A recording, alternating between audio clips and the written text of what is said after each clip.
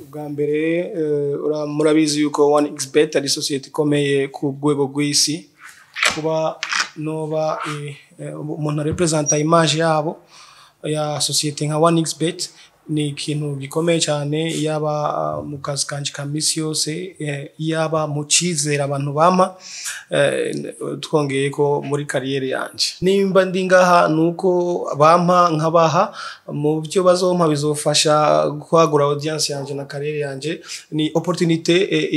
yije rimwe mu buzima bwanje nta handi nari bwayironke sezerano dufitanye na 1xbet ariho kwamamaza swat vyinkino biciye ku mbuga zanje urumva Umuririmvyi nzo posting ivyinkino hageze bikenewe naho Umuririmvyi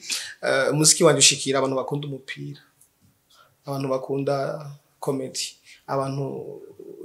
batandukanye nuvuga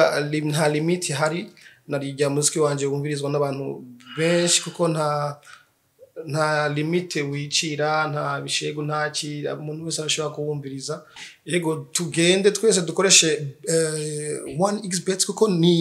niyo societe imwe kora vya betting ngaha ishoboye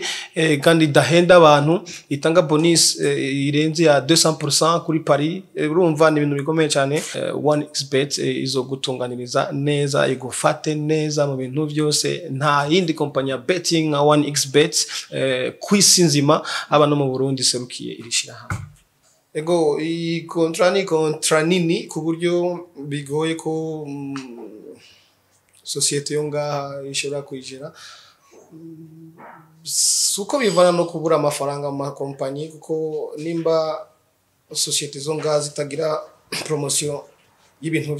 vyabo usanga kenshi ariho biva mu guhomba amasociete menshi arahomba kuko bita advertisinga products zabo notumira abandi barundi biwacu babonereho akarorero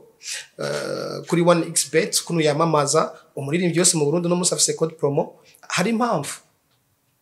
ari igituma nuko bafise produit kandi iyo produit tegeza gushikira abantu ikonsoma abantu rero nimba ushobora kuri sabune amantu yamamaze ntukoreshe muri nyigasatu pi ntukoreshe promoti ntukoreshe big fizo ntukoreshe